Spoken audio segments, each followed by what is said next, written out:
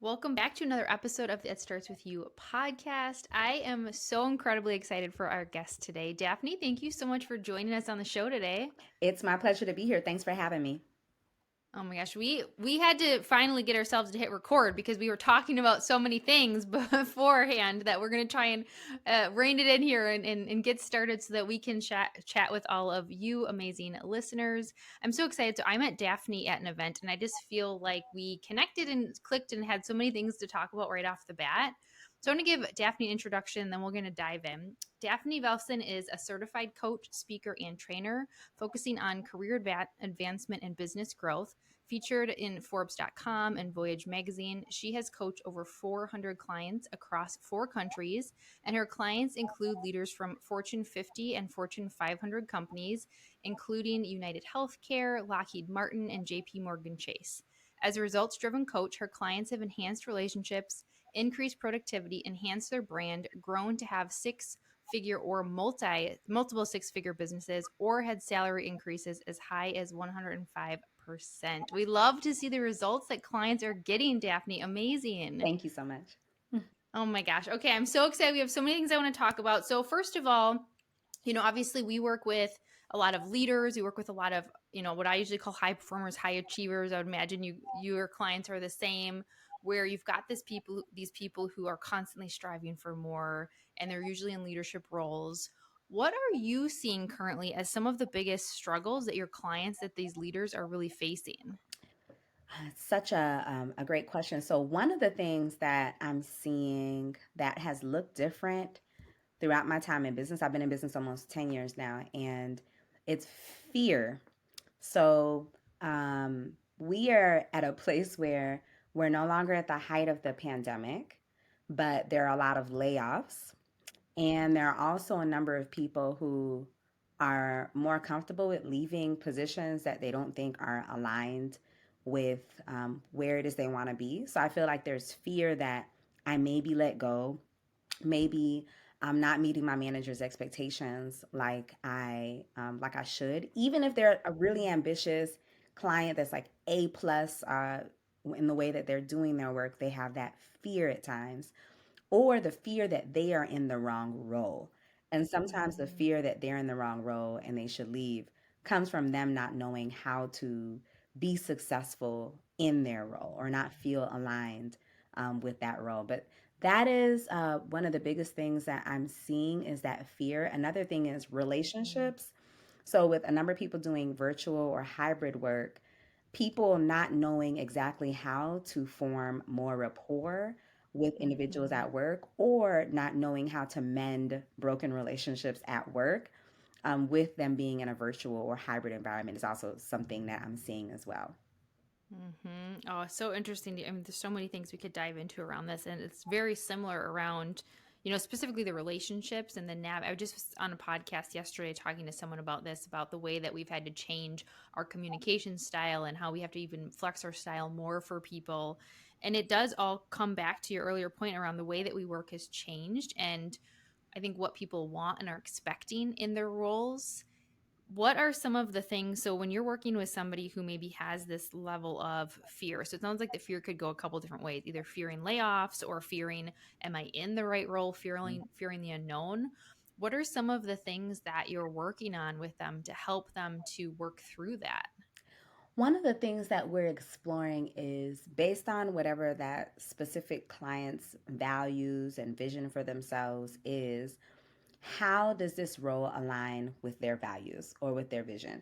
Sometimes they realize, you know what, this role actually definitely aligns with my values, or they might say, this role is uncomfortable for me, but that's actually great because I need to Mm-hmm. learn how to take on projects when I don't know all the answers, or I need to learn how to be able to speak up right away within a meeting, even if I'm uncomfortable because I don't have all of the answers coming into that meeting.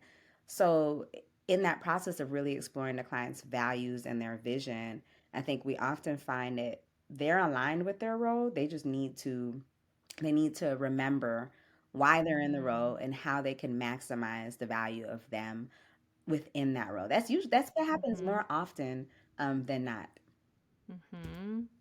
Yeah, I think so often people are like, "Oh, I need to jump ship or I need to do something else," when really sometimes it's coming back to what skills do they have that they can bring into their role. And when you do, I'm so curious. So in my experience, when I do values work with leaders, either one-on-one or within, development trainings, I'm so often hearing people say that they have never thought about their values, or they've done like surface level value work, but they've never really thought about their values in regards to work.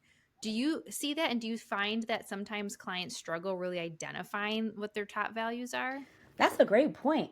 I think actually, since the first time I've done any kind of values exercise, which is probably my first year in coaching, because that's what was taught to us in coaching training as well. Mhm. I think for every client, that was their first time ever doing a values assessment or exercise. There, Mhm. many of them come having done different assessments, like 16 Mhm. personalities or DISC or Clifton Strengths. But I think that when I do values exercises with clients, it's often the first time that they've done that. So I would agree. I never Mhm. thought about that before. And you know what's fascinating about this? And this just came to me. I mean, I see this too. Most often, people have done so many different personality assessments, and, we're both certified in different assessments, which of course we love. And also, what's so fascinating is people do those assessments where they fill things out and then they're told from a system, which obviously is all based in science, but they're like given almost the answer of what they are. And when you do a values assessment, I think sometimes where people struggle is it's all coming from you. Like we might give you a couple of prompts of like, hey, these could be some values you have, but it's all up to you to tell us what you value. And I think that's where people struggle because it's this level of self-awareness that many people haven't really dug into about themselves. Yes, and then when they get that level of self-awareness, what they can do is bring that more to work as well. Mhm. Because if they say, I value connection or community, or I value fun, or whatever it is, we talk about, with certain clients, we talk about what are three words that you can remind yourself of what you want to embody when you are Mm. in your work? Whether they're entrepreneurial, they're the leader of the company, or it's someone who is in another position within the company. How do you then take these values and practically implement them on a daily basis at work, Mhm. which is a beautiful thing to see. Oh gosh. So it's so funny because I'll say that sometimes people too, like, we don't want you to just identify your values and then put them up on your cube wall and never look at them again. Mm-mm. We want to see how are you, and I love that my word of the year, Daphne, is embody. So I love that you just said that. So what are some of the things if somebody's like, okay, Daphne, I've identified my values. So if you're listening, first of all, if you haven't, that's your first step, really getting clear on what are your top values. And then once you're clear on those, it's now how am I putting those into action? So, what are some things that maybe you've seen your clients do that's really been successful for somebody who's like, okay, these are my values, and now I want to start putting them into place? Maybe what are some things that they're doing that they're actually now living into those values? One thing that I found to be helpful is taking your values and putting them into some sort of vision statement or mission statement. Vision being the idea of where you want to be or the impact you want to have in the world ultimately, and mission statement being more how you're doing what you're doing on a regular basis. So if you know your values, then you can also Mhm. explore who is it that you want to be in the world and what kind of Mhm. impact do you want to make at home, in society, when you're out and about, and at work. All together, what kind of impact do you want to make in the world? So then you can say, Mhm. I use my values of A, B, and C in order to ensure that I am A and doing it in a way that is B. For example, I Mhm. know for me, my current business tagline that I've had for about 10 years is helping mission driven leaders build a firm foundation. And if I was to add to that, I would say so that they can impact themselves, their families, and Mhm. society as a whole. Like that's I like to hear Mhm. when my clients say their teams are doing better or they shared something that we came up with in the coaching process with everyone, or maybe it's Mhm. an organization and they're like, wow, everyone is just way more positive in the tone that we have with one another. We're gelling better. So I think Mhm. understanding what that impact is and then Mhm. connect that to your values And that's something that you can look at. You can even put it in your calendar to pop up once a quarter or as an event to review that mission. That way, you can make sure that you're in alignment with that. If you're trying to help mission driven leaders build a firm foundation like me, then how are you doing that when you meet someone who seems like they have a lot of potential and that's your Uber driver and you're having a conversation? Mhm. Or how are you doing that with Mhm. your kids or maybe with an aunt or a cousin? So trying Mhm. to be that way that you are at all times. Roy Vaden says that the best case scenario, and he's someone I used to follow, marketing guru, sales Mhm. guru, but he shares that best case scenario, who you are in one place is who you are also in another area of your life as well. And it's Mhm. congruent. So striving towards Mm. congruency in your values and your mission for who you are in your Mhm. personal life and your professional life, I think is also a good next step. Mhm. So many things I want to highlight that you just talked about. There's such a beautiful way you explain that. So if you're listening, maybe even go back and re-listen to the amazing things that Daphne just shared around how you can actually implement it, because I do think this is so it's first you got to know what they are, but then also it's once you know what they are, what do you do with that? And so I love that idea of you have the values and then you put it as part of your vision and part of your mission. So it's not only what are they, but what do they look like in practice and what is that doing as a result? It's like a beautiful little like box with a bow on it. And then that point about that congruency, because I think this is another big thing is people feel like they need to be, and I do think that the lines got a lot more mixed with, virtual and work from home and everything, but my hat at work and my hat at home, and there was not congruency in the values because I think people were feeling like I need to show up this way here and this way here. And the reality is I always say, like, we just need to humanize leadership and humanize people and realize that your values are your values. And if you're constantly trying to value different things in different environments, you're going to feel really misaligned. So it's like, how do you create that word? I just love that congruent, execution of the things that you value the most in all the areas of your life. Yeah, you know what that made me think of too? Even organizations where like I don't like to hear of let's say it's a healthcare organization and they may not internally have a culture where they're concerned about the physical health and mental health of their employees. Or if it's a nonprofit and maybe they are a nonprofit that is wanting women to thrive, but then maybe they can have a toxic environment internally Mhm. where the women are not thriving. They're not feeling like they're thriving, right? Mhm. So I think in organizations can also think of when you think of your values, your organization values, and your organizational mission, how does that look inside at home, right? In addition Mhm. to how you're doing it outside as well. Mhm. And how do you see, I mean, so obviously you talk a lot about with relationships with people too, and I know you do disc with people, so their personalities and helping people to be able to work with each other. Have you seen a connection, or what have you noticed when people have more awareness around their values and they're actually implementing that, and how that's affecting then their relationships at work and how people are interacting?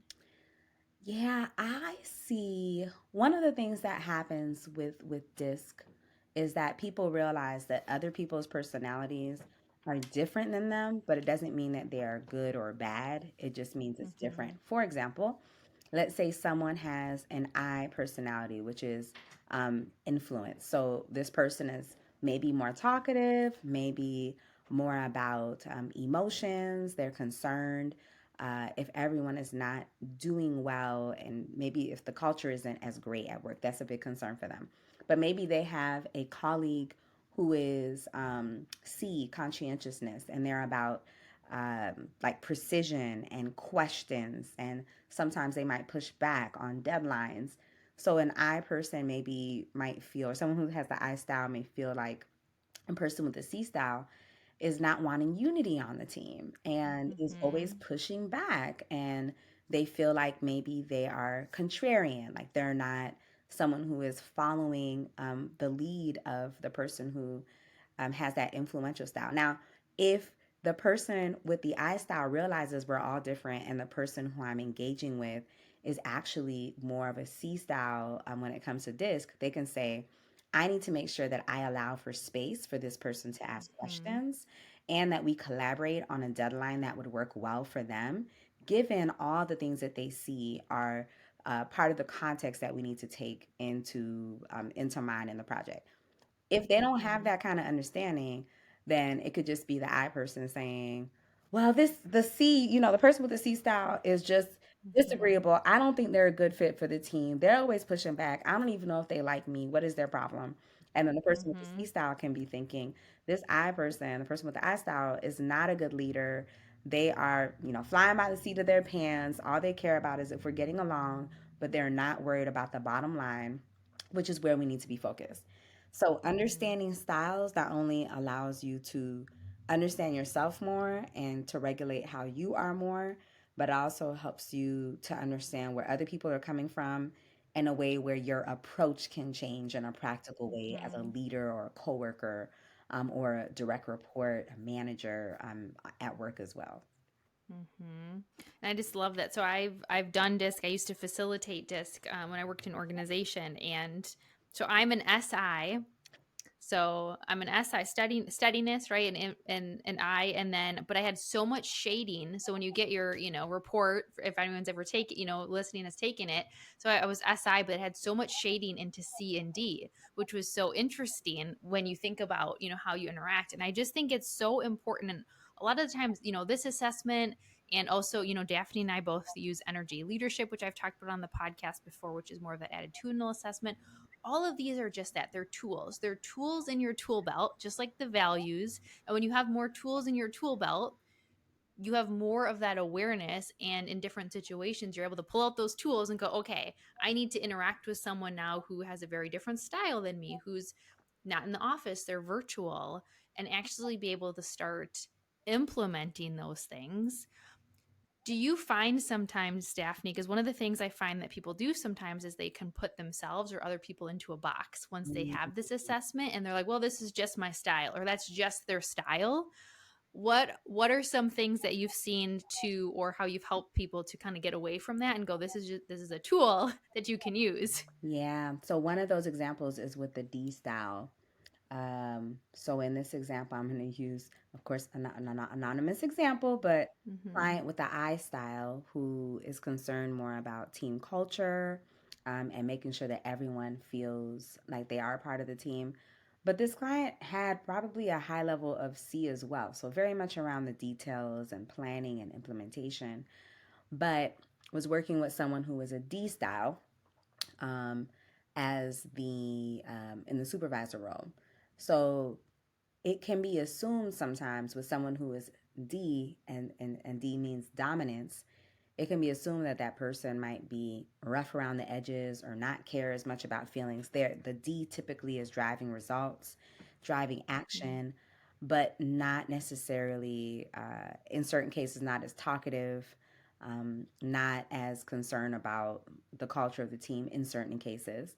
So, what we discussed was that with the D style that she was working with, maybe it was possible that this person, the way that they were, sharing that they were content with my client's work, would not be, you're doing a great job, but maybe would be her saying, okay, let's move to the next thing on the agenda.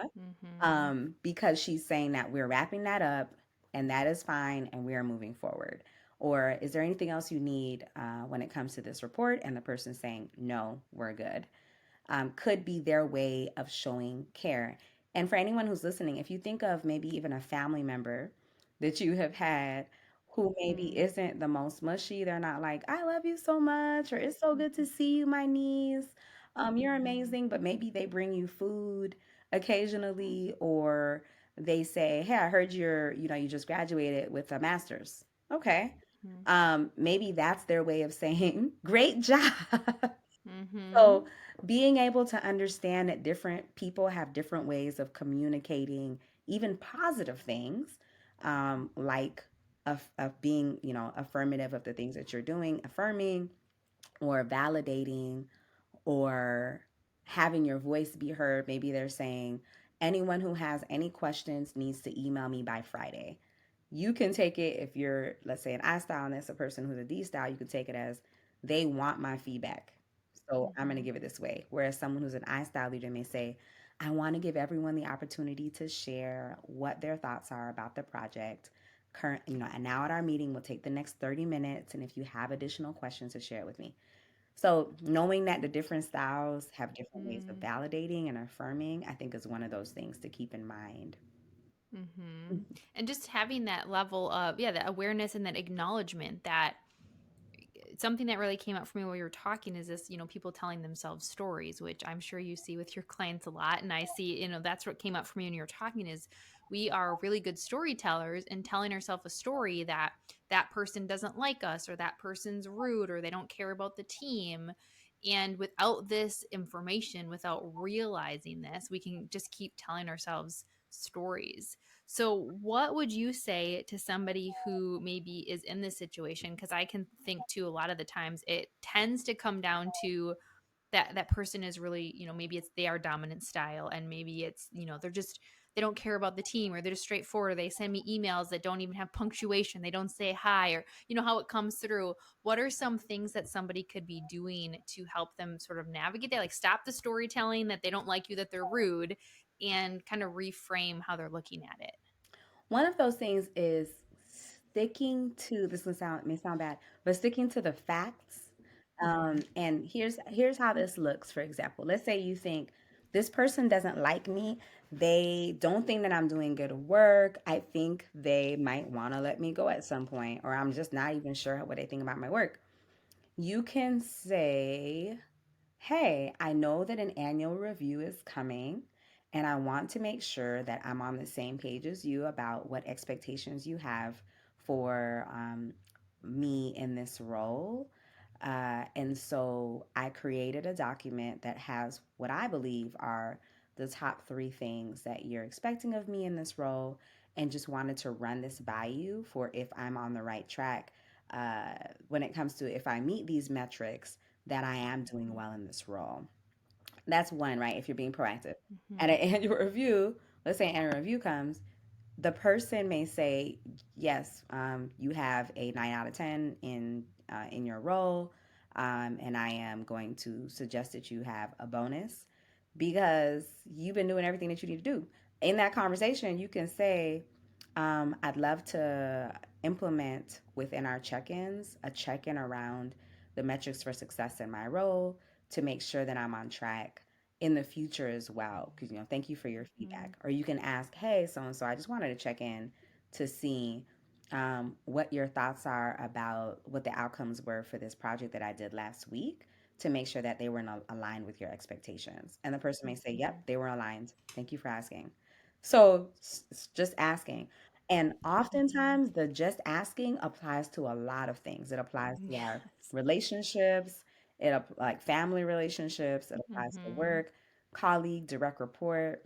If you're trying to um, have a better rapport with someone to say, hey, would love to see how we can develop or open up the lines of communication when it comes to how we're talking or how often we're doing check-ins together. What are your thoughts about a resolution around that? So just sometimes it's just Mhm. asking, like, hey, wondering if you're mad at me. Yeah. Because Yep. I just wasn't quite sure. I'm sensing that Mhm. there may be something here, but I'm not sure. And some person could say, no, I'm not mad at you. What would make you think that? Oh, your facial Mhm. expressions.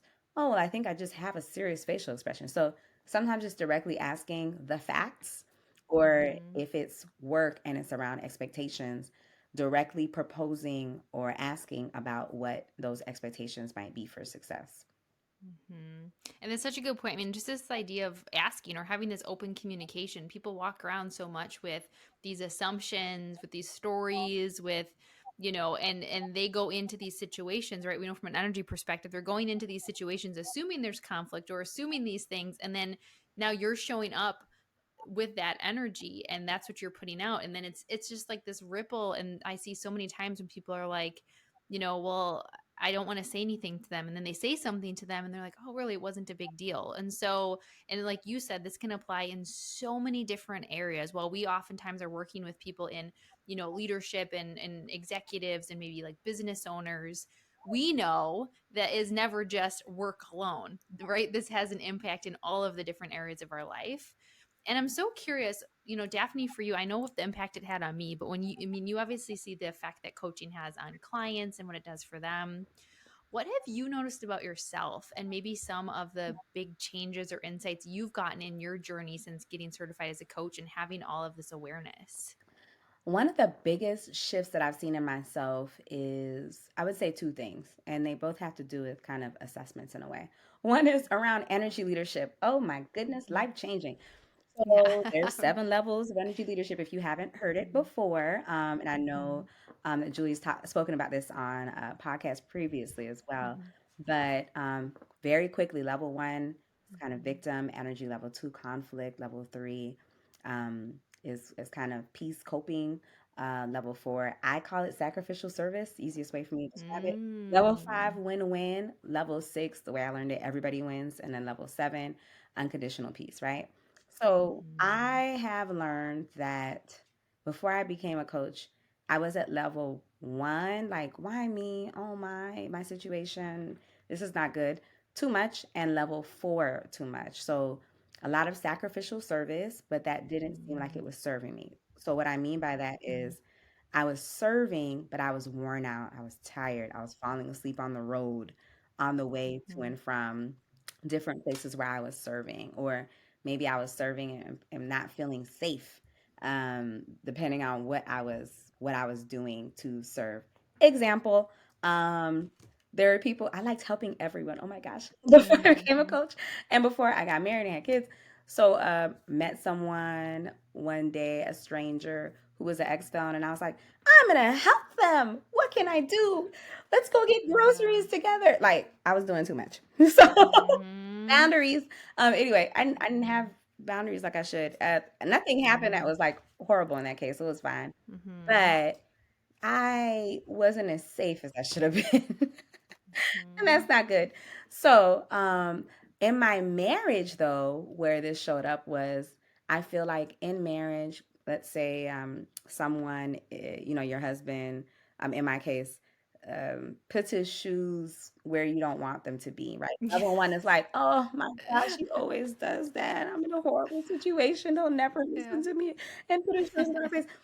I'm so much more at level five now in so many areas of my Mhm. life. So I'll be like, hey, dear husband, humor, insert humor, your shoes. And he'll be like, I know, babe, I'm sorry, Yeah. I'll move them right now. It's so amazing, like that win-win personality. And then in Mhm. terms of business too, customer service, like having that level five perspective on if a customer has a challenge or if there's an opportunity Mhm. for me to serve a customer in a certain way that's in a win-win way. Hey, would love to do this for you. You want me to just copy and paste and send this to you what we came up with today? Mhm. Like all those kinds of things make my um, work relationships and business relationships even more fruitful. And then lastly, with the Mhm. I, so I have the first time I took the disc, I was I style unexpected strength of a C, right, with the Mhm. shading. And then the most recently, I'm actually your same style, Julie, for the most part. Mm. So it was like a SI with the C shading. Mhm. So I've learned about myself that I am friendly and love people and love connection and culture and all that kind of stuff. And at the same time, I do like spreadsheets and order and Mhm. responsiveness and other things. Mhm. And so embracing that because they could seem like two totally different things. And also recognizing in others that I'm working with when they have that same kind of thing going. Like Mhm. we love people and we love doing great work and we love the creative component of coaching or training or consulting, but at the same time, we're responsive and we're orderly and we like Mhm. compliance and quality control. It's allowed me to see who are really great other people to work with to do the great work that I Mhm. do as a team. And it's also allowed me to not feel bad, like, oh, I'm doing too much with all my structure and my Mhm. spreadsheets and my bullet points. But no, this is Yeah. great and it works together and it's awesome Mhm. when it comes to business. I love those examples so much because I know I can, and I know people listening can relate so much to the examples you just gave. And whether you have the language around the levels, but the way that we are, and I, for myself too, I think life changing for everybody that I've worked with, energy leadership, life changing, because it's just the way that you're coming at situations and how that lens can really change the results. And what I love that level four. I haven't heard it referred to as that sacrificial service, because a lot of the clients I work with have that level four. Well, I'm giving, I want to help people, I want to solve their problems, until we realize that you can't keep pouring and pouring from that empty cup, because there's not going to be anything left for you. Mm. So many great examples. And the thing that I love that you highlighted was that and living in that and space. So, because what you said for yourself, and we see for so many people, is we feel like we have to be either or. Well, I'm either this Mhm. or I'm that. And you just highlighted so beautifully, like we can have the and we can be outgoing and want to be like, yes, like hoorah for everybody and support people. And also, we can set boundaries. We can like spreadsheets. I am not a spreadsheet lover, but I love detail. So I just recently took other assessments I'd never taken, like the Colby. I'd never taken that before, and then motivational maps that we took at the event that we were at. I'm somebody that wants so much information before I make a decision and data, but I don't necessarily love spreadsheets. So it's just all of these pieces. These are all tools, and reminding all of you that you can have that, and that you can have different pieces of yourself, that doesn't have to be this or that, because actually that all blends together beautifully to make you who you are and successful in the work and the life that you have. I Hmm. agree. I love how you called it the and. I love The and. Hmm. This has been such an amazing. I'm like, I feel like Daphne. I feel like we could talk forever. So, a couple last things before we wrap up that I want to just have you leave a couple things with our listeners here is, knowing the clients that you've worked with and knowing what you've learned about yourself. If somebody's, because I think a lot of our conversation has really been around this level of awareness, getting to know yourself and how that impacts your relationships. Somebody's listening going like, okay, I really want to get started somewhere. I want to get more awareness of myself, or I want to, have a better relationship with that someone at work. What do you think is like the first thing that they could do to just take one step closer to getting, success in that? that. I believe that it's important to identify where you are and then identify where you want to be. One of the ways that you can do that is through a tool called the Wheel of Life. And because so much is on the internet now, if you Google Wheel of Life, you'll see a whole bunch Mm-hmm. of templates come up. I used to do this with every single coaching client in my first few Mm-hmm. years of coaching. I still love the tool. I use it myself every year, Mm-hmm. quarterly, actually. But the Wheel of Life allows you to see on this wheel the different aspects of your life, and you can rate yourself on a scale of 1 to 10 in each component. And you can think about what are the areas where, let's say you rate yourself kind of low in 7 areas. You don't have to work on all those areas. You can work on three or two or one.